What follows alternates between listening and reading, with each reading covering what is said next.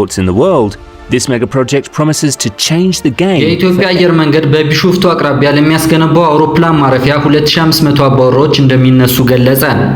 የኢትዮጵያ አየር መንገድ በቢሾፍቱ አቅራቢያ ለሚያስገነባው አዲስ የአየር ማረፊያ 2500 አባወራዎች እንደሚነሱ የአየር መንገዱ ስራ አስፈጻሚ ተናግረዋል።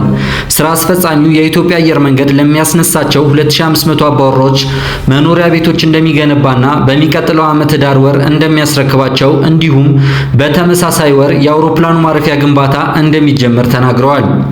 አየር መንገዱ በቢሾፍቱ አቅራቢያ አቡሴራ አካባቢ አዲስ የሚገነባውን ዓለም አቀፍ የአየር ማረፊያ በሚቀጥለው ዓመት ዳር ወር እንደሚጀምሩ አቶ መስፍን ጣሰው ተናግረዋል። በቢሾፍቱ አቅራቢያ ይገነባል የተባለው ግዙፍ አውሮፕላን ማረፊያ 3000 ሄክታር መሬት ላይ የሚያርፍ መሆኑን የገለጹት ዋና ስራ አስፈጻሚው ከመሬታቸው ለሚነሱ 2500 አባወራዎች በህዳር ወር ወደ አዲሱ መኖሪያቸው እንደሚዘዋወሩ አስታውቀዋል። አቶ መስፍን በአካባቢው የግብርና ምርቶች ማቀነባበሪያና የንግድ ተቋማትን ጨምሮ አዳዲስ አገልግሎት መስጫ እንደሚገነባ ገልጸዋል። የኢትዮጵያ አየር መንገድ የሚያስገነባው አየር ማረፊያ ግንባታ ከ4 ዓመት በኋላ የሚጠናቀቅ መሆኑንና በአፍሪካ ቀዳሚ የሆነ አውሮፕላን ማረፊያ እንደሚሆን ተገልጿል። ከአዲስ አበባ 40 ኪሎ ሜትር ርቀት ላይ የሚገነባው ይህ አዲሱ አየር መንገድ በአመት 110 ሚሊዮን መንገደኞችን እንደሚያስተናግድ ዋና ስራ አስፈጻሚው ገልጿል። በሁለት ምዕራፍ ግንባታው የሚከናወን ይሆናል ያሉት በመጀመሪያ ምዕራፍ 60 ሚሊዮን ተጓዦች ማስተናገድ የሚችል ሆኖ ይገነባል። የመጀመሪያው ምዕራፍ ሲጠናቀቅ 50 ሚሊዮን ተጓዦችን የሚያስተናግደው ሁለተኛው ምዕራፍ የመጀመሪያ ምዕራፍ ግንባታው ላይ በ2029 ይጠናቀቃል ተብሎ ይጠበቃል።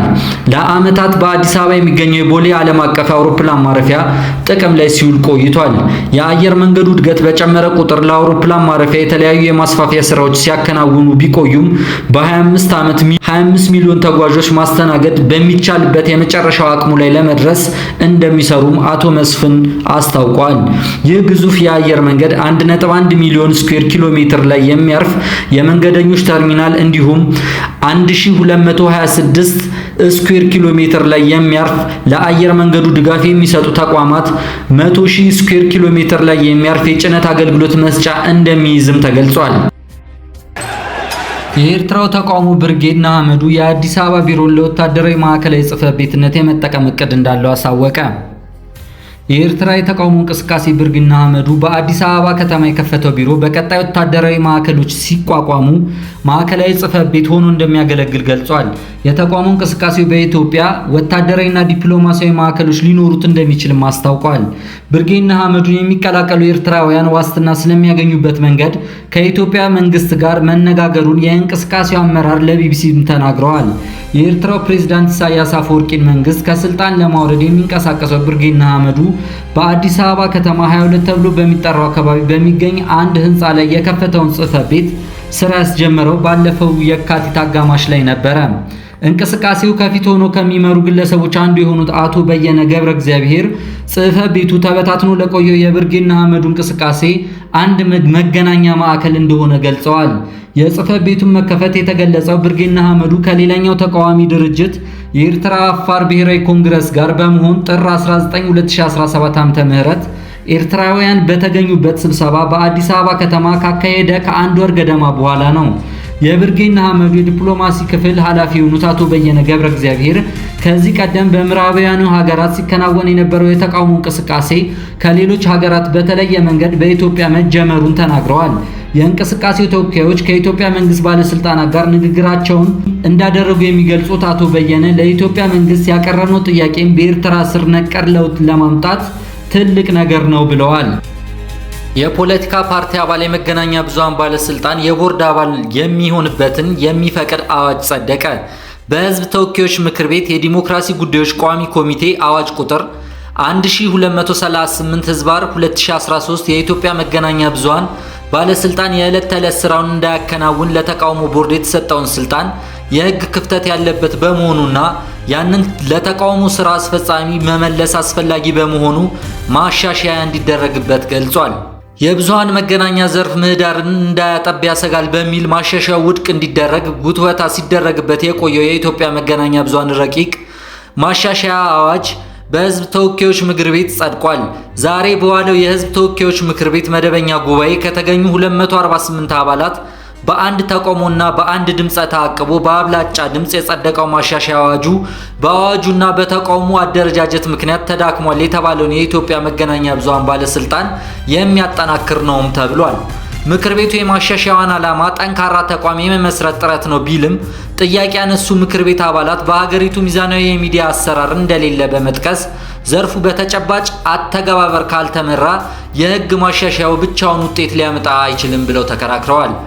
በህዝብ ተወካዮች ምክር ቤት የዲሞክራሲ ጉዳዮች ቋሚ ኮሚቴ አዋጅ ቁጥር 1278/2013 የኢትዮጵያ መገናኛ ብዙሃን ባለስልጣን የዕለት ተዕለት ስራውን እንዳያከናውን ለተቃውሞ ቦርድ ለተቃውሞ ስራ አስፈጻሚ መመለስ አስፈላጊ በመሆኑ ማሻሻል እንዳስፈለገ ገልጸዋል።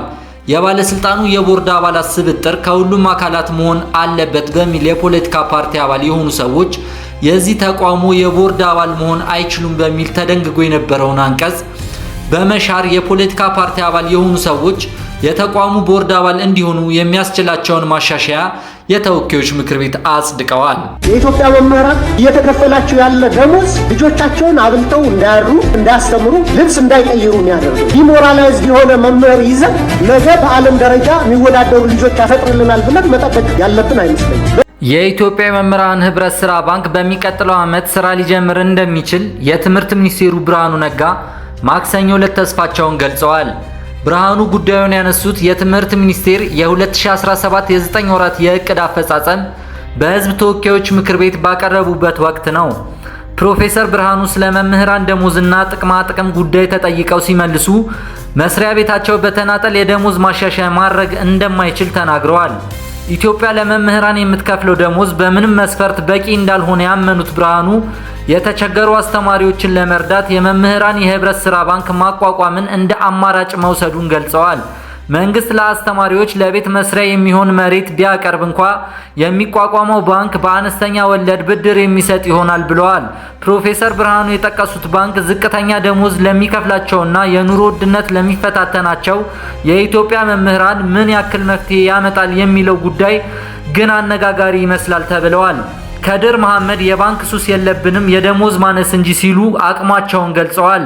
ሄኖክ ጉቡላ የመምህራን ባንክ ጥሩ ነው ይበሉ እንጂ ባንኩን ለማቋቋም የሚያስፈልገው የገንዘብ ምንጭ ከየት ነው? ከተቋቋመ በኋላስ የሰው ኃይል ማሟላት፣ በየከተሞች ማዳረስ እንዴት ማድረግ እንደሚቻል የሚሉ ጥያቄዎችን ለራሳቸው ጠይቋቸዋል።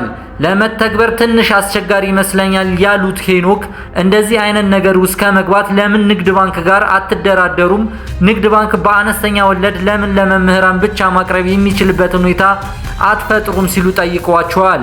በባንክ አካውንቱ 100 ብር የሌለውን ምስኪን አስተማሪ ስለ ባንክ ፋይናንስ የሚያስተምርበትና እርባና ቢስ ጩኸትና ድካም ሊቆም ይገባል የሚሉት አባይ የመምህራን ባንክ የተባለውን ነገር ከአጀንዳም ሆነ ከፕሮፓጋንዳ ተለይቶ ሊታይ እንደሚገባ የሚል አቋም እንዳላቸው ተናግረዋል። ይህንን እውን ለማድረግ የመምህራንን ባንክ ማደራጀትና ማቋቋም የሀገር ወዳድ መንግስትና ህዝብ ኃላፊነት ያሉት ሀገር የሚፈርሰው ዕውቀትና እውነት የሚጠላ ስርዓት ትውልድ ሲፈጠር ነው ካሉ በኋላ አቶ ኤፍሬም ፕሮፌሰር ነጋ ባሉበት በሚል የሰፈሩት መልእክት ግን በእቅዱ እምነት እንደሌላቸው የሚጠቁም ሆኖ ተገኝቷል። ፕሮፌሰር ባንክ መክፈት ከፈለጉ ከባለ ሀብቶች ጋር ተደራጅተው ለምን አይከፍቱም ሲሉ የጠየቁት ኤፍሬም በየመድረኩ የመምህራን ባንክ ያሉ የዳቦ ጥያቄያችን ላይ ለምን ያላግጣሉ? የእርሶ ባንክ የኛ ወቅታዊ አንገብጋቢ ጥያቄ ይመልስልናል እንዴ ሲሉም ጽፈውላቸዋል። US Africa Command says no civilians were አልሸባብ የሶማሊያን ቁልፍ ከተማ መቆጣጠሩን ተከትሎ የአሜሪካና ሶማሊያ ጦር የአየር ድብደባ ፈጸሙ። የሶማሊያ እስላማዊ ታጣቂ ቡድን አልሸባብ ቁልፍ አካባቢዎችን ለመቆጣጠር የሚያደርጉትን ጥረት ተከትሎ በተደረገ ውጊያ አሜሪካና ሶማሊያ በታጣቂ ቡድኑ ላይ የአየር ድብደባ መፈጸማቸውን የሶማሊያ መንግስት ገልጿል። አልሸባብ ከተማይቱን ሲቆጣጠር ለወታደራዊ ዘመቻ ቁልፍ ማስጀመሪያ ለማድረግ ማቀዱ ተነግሮ ነበር። የሶማሊያ ማስታወቂያ ሚኒስቴር በኤክስ ገጹ ላይ ባወጣው መግለጫ በአየር ጥቃቱ ከተገደሉት 12 ታጣቂዎች መካከል የእስላማዊ ታጣቂ ቡድን አልሸባብ ከፍተኛ ታዋጊዎች እንደሚገኙበት ተናግረዋል። አልሸባብ ባለፈው ወር በፕሬዝዳንት ሐሰን ሼክ ሙሐመድ አጃቢ መኪኖች ላይ ያነጣጠረ ጥቃት መፈጸሙ ይታወሳል። የታጣቂ ቡድኑ በተደጋጋሚ የፈጸማቸው ጥቃቶች የሚከታተሉ በሶማሊያ የእስላማዊ ታጣቂ ቡድኖች እንቅስቃሴ ዳግም ሊያንሰራራ ይችላል የሚል ፍርሃታቸውን ገልጸዋል። በደቡብና መካከለኛው ሶማሊያ ሰፊ አካባቢዎችን የሚቆጣጠረው አልሸባብ ከመንግስት ጋር ለ20 ዓመታት ያህል ሲዋጋ ቆይቷል። ታጣቂ ቡድኑ የሶማሊያ ፌዴራል መንግስት በኃይል በማስወገድ እስላማዊ መንግስት ለመመስረት ይፈልጋል። በአፍሪካ ህብረት የሚመራው የሰላም አስከባሪ ኃይል እንደ አውሮፓውያኑ አቆጣጠር 2022 እና 2023 ታጣቂ ቡድኑ እንዲያፈገፍግ እና ከማጥቃት ይልቅ መከላከል ላይ እንዲያተኩር አድርገው ነበር። ቡድኑ በርካታ ተከታይ ወታደራዊ ጥቃቶች ቢፈጽምም አሁንም በሶማሊያ ትልቅ ስጋት ሆኖ ቀጥሏል። የሶማሊያ መንግስት ቡድኑ ተዳክሟል ሲልም ያስተባብላል። ዶክተር ቴድሮስ ለሁለተኛ ጊዜ የታይም መጽሔት የዓመቱ 100 ተጽዕኖ ፈጣሪዎች ዝርዝር ውስጥ ተካተቱ። የዓለም ጤና ድርጅት ዋና ዳይሬክተር ዶክተር ቴድሮስ አድሃኖም በታይም መጽሔት የዓመቱ ዓለማችን 100 ተጽዕኖ ፈጣሪ ሰዎች ዝርዝር ውስጥ ለሁለተኛ ጊዜ ተካተዋል። ታይም መጽሔት በየዓመቱ በተለያዩ ዘርፎች የዓመቱ ተጽዕኖ ፈጣሪ ናቸው የሚላቸውን የ100 ሰዎች ስም ዝርዝር ይዞ ይወጣል። በዚህ ዝርዝር ውስጥ የሀገራትና የድርጅት መሪዎች፣ ስራ ፈጣሪዎች፣ አርቲስቶችና ስፖርተኞች እንዲሁም ጸሐፊያን ይካተቱበታል። ዶክተር ቴድሮስ አድሃኖም በታይም የ2025 ተጽዕኖ ፈጣሪ ዝርዝር ውስጥ የተካተቱበት በዓለም ጤና ድርጅት ዋና ዳይሬክተርነታቸው ባበረከቱት አስተዋጽኦ ነው። እንደ አውሮፓውያኑ አቆጣጠር በ2020 ሰዎች በእኩልነት የጤና አገልግሎት እንዲያገኙ ባበረከቱት የአመራር የተነሳ የታይም መጽሔት የ100 ተጽዕኖ ፈጣሪዎች ዝርዝር ውስጥ አካቷቸው ነበረ። ዶክተር ቴድሮስ በማህበራዊ ሚዲያ ገጻቸው ላይ ባሰፈሩ ጽሑፍ በዝርዝር ውስጥ መካተቴ በምሰራበት የዓለም ጤና ድርጅት ውስጥ ለሚሰሩ ባልደረቦቼም እውቅና ነው ብለዋል። በመጽሔቱ ላይ ስለ ቴድሮስ አድሃኖም ሐሳባቸውን ያጋሩት ዶክተር ሊያ ብሪሊያንት በበኩላቸው ዶክተር ቴድሮስ የዓለም ጤና ድርጅት ኃላፊ ከሆኑ በኋላ የዓለማችንን የጤና አገልግሎት ሽፋን ቀይረውታልም ብለዋል። የፈንጣጣ በሽታ ከዓለም ላይ እንዲጠፋ ቁልፍ አስተዋጽኦ ያደረጉት ዶክተር የዓለም ጤና ድርጅት ኃላፊ ይህንን ማድረግ የቻሉት በበሳል አመራርና ሳይንሳዊ በሆነ የውሳኔ አሰጣጥ በመታገዝ ነው ሲሉም አሞካሽቷቸዋል። ሐማስ እስራኤል ያቀረበችውን የተኩስ አቁም ጥያቄ በይፋ ውድቅ አደረገ። ሐማስ እስራኤል ያቀረበችውን የተኩስ አቁም ስምምነት በይፋ ውድቅ አድርጓል። ጦርነቱ እንዲያበቃ ፍልስጤማውያን እስረኞች እንዲፈቱ፣ በምላሹ የተቀሩት የእስራኤላውያን ታጋቾች ለመልቀቅ ለመደራደር ዝግጁ ነኝ ብሏል። የሐማስ ዋነኛ ተደራዳሪ ካሊል በመግለጫው የኔታንያሁ የፖለቲካ አጀንዳ የሚያገለግል ከፊል ስምምነቶችን አንቀበልም ብለዋል። 59 እስራኤላውያን ታጋቾች አሁንም በሐማስ ቁጥጥር ስር እንደሚገኙ የሚገልጽ ሲሆን ከነዚህ መካከል 24ቱ በሕይወት እንዳሉ ይታመናል ብለዋል። እስራኤል በቅርቡ ያቀረበችው የተኩስ አቁም ስምምነት 10 ታጋቾችን ለማስለቀቅ ለ45 ቀናት የሚቆይ የተኩስ አቁምን ማድረግ ያካተተ ነበረ። የእስራኤል የገንዘብ ሚኒስቴር ቤዜላል በሐማስ ላይ የገሃነም በሮች የሚከፈቱበት ጊዜ አሁን ነው ሲሉ ዝተዋል። በሳምንቱ መጀመሪያ ላይ የሐማስ ባለስልጣናት እቅዱን እንደማይቀበሉት ተናግረው ነበር። ኔታንያሁ እና መንግስታቸው ከፊል ስምምነቶችን ለፖለቲካ አጀንዳቸው መሸፈኛ አድርገው ይጠቁማሉ። ምንም እንኳን ሁሉንም እስረኞች መስዋዕትነት የሚያደርግ ቢሆን እንኳን ፈጽሞ ከምድረ ገጽ የማጥፋቱንና የረሃብ ጦርነታቸውን በማስቀጠል ላይ መሰረት ያደረገ ነው ሲሉ የሐማስ ዋነኛ ተደራዳሪ ሀያ ተናግረዋል። አክለውም ቡድኑ በእስራኤል የታሰሩ ፊልስጤማውያንን በእስራኤል ታጋቾች ለመለወጥና ጦርነቱን ለማቆም ድርድር ለማድረግ ዝግጁ ነንም ብለዋል። ሐማስ ቀደም ሲል ጦርነቱን ለማቆም አጠቃላይ ስምምነት ከግምት እንዳስገባ ተናግሮ የነበረ ቢሆንም ነገር ግን ሁለት ወገኖችን ያንን የሚያመጣ የትኛውም አይነት ስምምነት ላይ አልደረስኩም ብሏል። እስራኤል ዓላማዋ ሐማስን ሙሉ በሙሉ ትጥቅ በማስፈታትና ማጥፋት መሆኑን ይፋ አድርጋለች። אני פה עם שר הביטחון, עם מפקדי צה"ל ለዛሬ ከሲግናል ቲዩብ ያዘጋጀነው ዘገባ ይህንን ይመስል ነበረ። በሚቀጥለው የተለያዩ መረጃዎችን ይዘን እንቀርባለን። እናመሰግናለን።